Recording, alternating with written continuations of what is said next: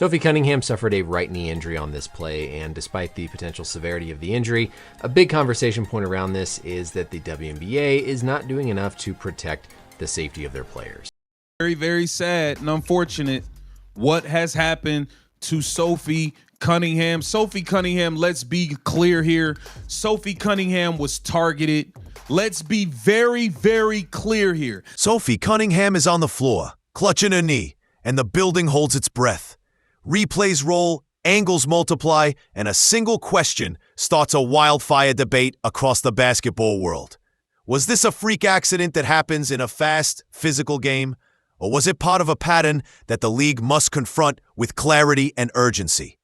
In this video, we will slow it down, speed it up, and zoom in on what the footage shows, what it cannot prove, and what this moment means for the players, the officials, and the future of the league. Before we begin, friend, take a second to subscribe and tap the bell. Your support helps us bring balanced breakdowns, clean visuals, and grounded analysis every week. We will also look at the officiating question from two sides. We will talk about consistency, communication, and the value of transparent standards that the audience can understand. We will cover how Sophie's absence impacts rotations and late-game options. This is Bria Hartley right here, grinning from ear to ear with Sophie Cunningham smiling. Bria Hartley dives for Sophie Cunningham's knees, doesn't even try to avoid the collision, doesn't try to move out the way. Bria Hartley sees Sophie's legs and says, that's the direction I'm going to fall in, even though... And we will close with concrete ideas that could reduce similar injuries in the future. Finally, we will ask you to weigh the evidence, not the emotion.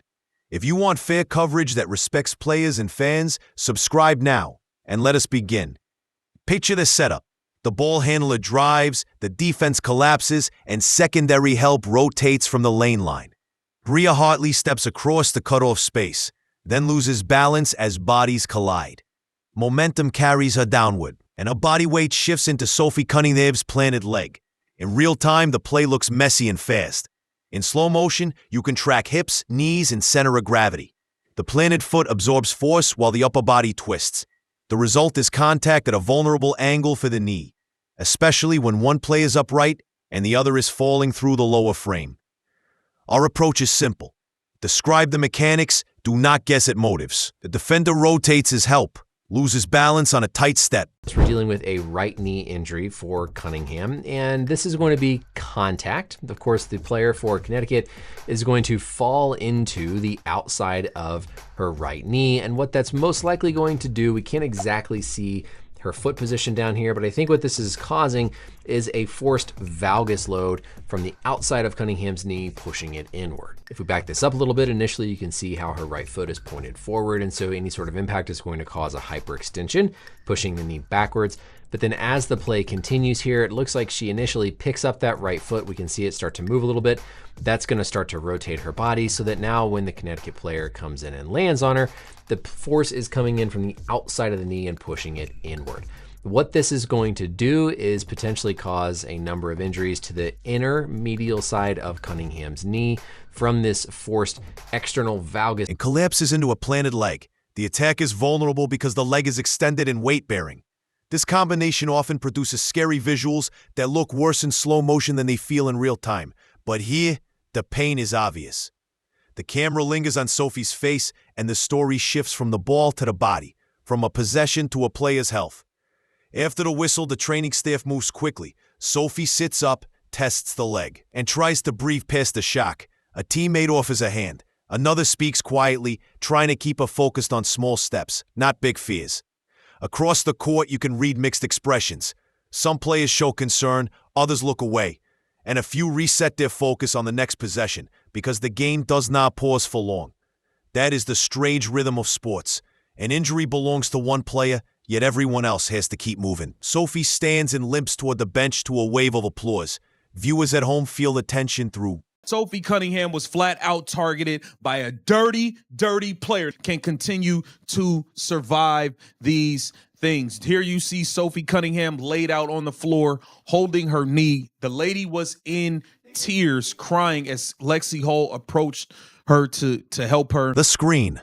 You can almost hear the collective exhale, then the inhale of worry that comes after.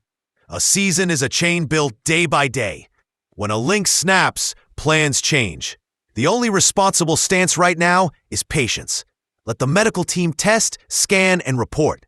Let emotions cool enough to separate what the camera shows from what our minds want to fill in. A single still frame begins to circulate within minutes. It appears to show a smile in the aftermath of contact, and that image ignites a thread of outrage that grows faster than any official update. This is the perception trap. Stills collapse time. They turn fluid sequences into frozen moments that invite projection. Viewers attach a narrative to a face, then share that narrative as if it were proof. One picture becomes a headline, then a chorus.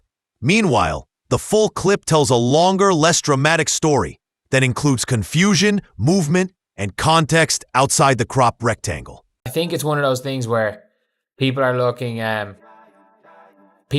too much into things. Smiling or not, nothing intentional happens in basketball. And on the other hand, Sophie hard fouling a player, like, yeah, she got called for attack.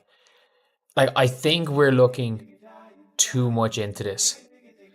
I think we are looking too much into this. Responsible coverage puts the still next to the sequence. Roll the slow motion angle, then return to real speed so the brain can feel the tempo of the play. The human face does strange things under stress. A grimace can look like a smirk. A nervous exhale can read as a laugh. This does not absolve anyone of responsibility for reckless contact. It simply reminds us that intent is not captured by a single frame. When a player who is hurt speaks and offers their interpretation, that statement deserves space in the conversation. Audiences are not powerless here. We can practice better media literacy. Ask what the frame leaves out. Ask who benefits when outrage travels faster than nuance. Ask whether you are rewarding the loudest interpretation or the most careful one. Moments like this test our appetite for fairness. If we genuinely care about players, we should welcome information that calms the temperature and clarifies what actually happened on the floor. Grabbing Angel Reese's ponytail. What are we? In preschool? Body checking Skylar Diggins in the open court. What are we doing? Clawing at Rebecca Allen, leaving marks on her shoulder, leaving blood dripping down. Context is valuable when it informs, not when it convicts. Recent seasons have delivered several flashpoints that shape the way fans interpret new incidents. There have been tangled arms, off-ball grabs, and confrontations that ended with technicals and ejections. Clips circulate and solidify in the memory. Over time, a timeline starts to look like a personality profile, even when each play has unique variables. That is the risk with pattern thinking. We stack anecdotes and call it evidence. That we stop judging events on their own terms. Here is a healthier way to use context. List documented incidents precisely, mark their outcomes, and avoid loaded labels. Note that audiences bring those memories into the next debate, which can prime reactions before the ball is even in the air. Then ask what is new about the present play. Are the angles the same? When we separate perception from proof, we gain clarity. The video, but Sophie Cunningham was flat out targeted by a dirty player. And if y'all go to my video last night, you will see me saying, watch out for Bria Hartley because she's a dirty ass player. And boy, did it show up again today. Reputation can influence how a moment feels, but the mechanics remain the mechanics. Feet slide, hips open, shoulders turn, gravity takes over. If the league must assign penalties, it should do so with language that points to actions, not motives. That is how you keep discipline credible with players and fans. Precision builds trust. Trust lowers the volume. Lower volume makes room for the actual game to matter again. Video is powerful, yet it has limits. It can show contact points with remarkable fidelity. It can reveal the exact moment a defender's center of mass crosses their base of support. It can confirm whether a knee was straight or flexed at impact, which can change the injury risk dramatically. It can also mislead if viewers forget perspective. A tight crop exaggerates proximity. A low angle hides foot placement. Slow motion intensifies drama and can make an ordinary fall feel malicious. Intent lives outside the frame. Cameras capture bodies, not minds. Sophie Cunningham got into it with early in the season. What are the odds? What are the odds this incident takes place with Bria Hartley, a player that's found herself in the center of flagrant fouls, in the center of pulling ponytails many times this season? We can infer, we can doubt, we can argue. We cannot know beyond what the footage and the players themselves will tell us. That is why careful language matters. Say fell, collided, or landed if that's what the footage shows. Reserve words like targeted or hunted for moments where additional evidence supports the claim. Precision protects credibility, and credibility is the only way to carry an audience through a charged topic without losing them to tribal cheering. This is not about excusing anyone. It's about measuring what we know. If a defender's steps create predictable lower body risk, that's a technical argument worth making. If a rotation pattern puts a fallen player in the path of a planted knee, that can be addressed through coaching and rules emphasis. The goal is safer play that still honors physicality. Smart leagues use video to teach, not only to punish. Smart shows use video to inform, not to inflame. Like Stephanie White is extremely emotional after this hard-fought game. Sophie Cunningham family is extremely pissed off. Every heated debate circles back to one theme: consistency. Fans want to know where the line is. Players want to feel the same standard in the first quarter and in overtime. Officials want tools and clarity that let them manage speed without drowning in guesswork. When a collision happens at knee level, the stakes are higher because the potential outcomes are severe. That is exactly where the rulebook and the review process must be easiest to apply and easiest to explain. A practical framework starts with clear definitions. Separate accidental lower body contact from reckless lower body contact. Use foot placement, control, and foreseeability as the pillars. If a player's off balance before contact and moving toward a planted leg, the threshold for a reckless designation should be lower, because the risk is obvious. If a player initiates contact high and tumbles down, treat the tumble as a secondary result, not as the primary action. Emotional, guys. Just, I'm hella mad. Hartley need to be suspended on a major level completely. Probably at this point, she's more dirtier than Dejanay Carrington. Write the criteria in plain language so players and audiences can follow along in real time. Communication is the other half. Post-game explanations, short video debriefs, and consistent terminology turn a contentious moment into a teachable one. That does not kill debate, but it reduces the sense that outcomes are arbitrary. The best officials do not chase perfection. They build trust. Trust comes from transparent standards and repeatable decisions that survive slow motion and freeze frames. The game is fast. Standards should be firm enough that speed does not erase fairness. A roster is a living equation. Take out a player and the variables move. With Sophie off the floor, spacing compresses if her replacement is a lower volume shooter. That allows defenses to stunt harder at the ball and clog gaps one step earlier. Coaches respond with counters. They may run more two-guard actions to force a switch that creates a downhill lane.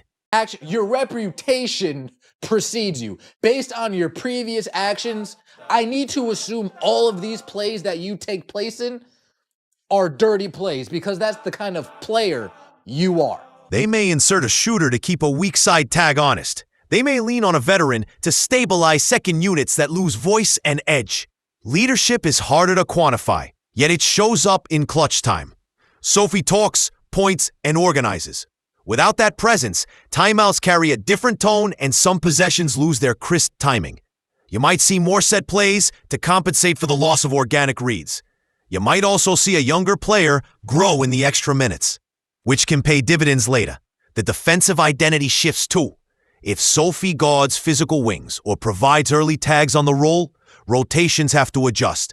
A different defender might bring length but less strength, or foot speed but less anticipation.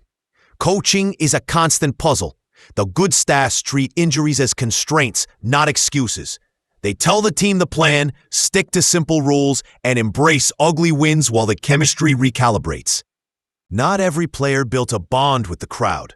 Sophie does because her game reads as honest. She competes through contact, sprints the lanes, and celebrates teammates with the kind of joy that television can actually transmit. She's also comfortable being a villain in away arenas.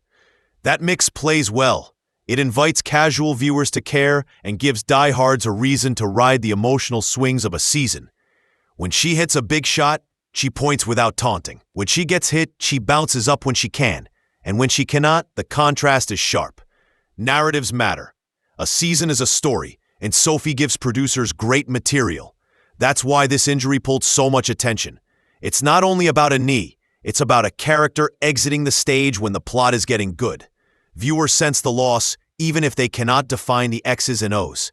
That's also why respectful dialogue matters. When a popular player gets hurt, the temptation is to find a villain. Sometimes there's only physics and timing. Safety is not a slogan. It is a set of small design choices that add up. Here are practical moves that protect players without draining the game's physical edge. 1. Write clearer guidance on lower body contact in help rotations. Make the language simple and attach 3 video examples to each clause so everyone can see what it means. 2. Create an automatic review trigger for collisions that produce an immediate injury timeout when contact arrives at or below the knee on a planted leg. Keep the review window tight so games do not stall. Finally, partner with broadcast crews so that replay packages help the audience learn the standards rather than only amplifying outrage. The more people know the criteria, the less likely they are to leap to conclusions about intent. The game benefits when discipline feels consistent and knowable. Players adjust faster when the line is drawn in ink instead of pencil. That's how you keep the sport hard, honest, and healthy. The modern cycle is relentless. A clip drops, the quote tweets surge, and within an hour, a nuanced moment becomes a referendum on character. Outrage is clickable, and platforms reward speed more than care. That does not mean fans are doomed to shallow takes. It does mean that creators and analysts who want to elevate the discourse must make a deliberate choice. Build segments that slow the frame down. Use words that describe actions rather than motives. Invite disagreement that stays grounded in what the camera shows. For fans, the challenge is to keep empathy in the room. You can call for stricter standards and still recognize that split-second decisions happen in chaotic spaces. You can protect stars without turning opponents into caricatures. The best communities are passionate and fair. They call for change when risk is obvious. And also remember that athletes are people who carry pressure, pride, and fear into every possession. That perspective builds a healthier culture around the sport we all love. When cameras move on, the hard work begins. Rehab is a quiet grind of routine, discomfort, and delayed rewards. It asks for disciplined mornings, measured progress markers, and patience on days that feel stuck. Athletes are built for competition, not for waiting. That's why good support teams matter. Teammates who send messages after road wins. Coaches who keep injured players involved in film. And medical staff who translate complex protocols into simple daily targets. For teammates, a serious injury is a call to leadership. Someone fills the vocal role in huddles. Someone takes tougher defensive assignments. Someone hits a corner 3 because the injured shooter's not there. These little shifts build a team's identity as much as any highlight. When the player returns, she finds a group that grew in her absence, which often makes the reintegration smoother and the ceiling higher. If you're tracking this story, follow 3 threads. First, official communication about the play and any related guidance for future incidents. Clear statements reduce conspiracy thinking and let players adjust. Second, the team's tactical evolution in the next 10 games. Who absorbs the minutes and shots? Does the coach lean into defense to keep games close, or does the staff push pace to manufacture easier looks?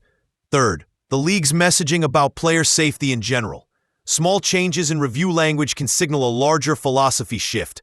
Finally, watch for the human updates, rehab milestones, a bench celebration that shows presence even when minutes are 0, a road trip where the injured player travels and stays engaged. Those beats remind everyone that a season is a community. The scoreboard matters, the people matter more. We broke down the play, the mechanics, and the fallout. We placed a charged still frame next to the full sequence and next to patient statements. We separated what video can show from what it cannot prove. We talked about officiating standards that protect knees without turning a sport into a whistle parade. We discussed how the team can adjust, how fans can add light instead of heat, and how rehab is built from small, disciplined steps. Now it's your turn. Tell me what the angles look like to you after seeing them in real time and in slow motion. Did any detail change your mind, or did it reinforce what you felt at first watch?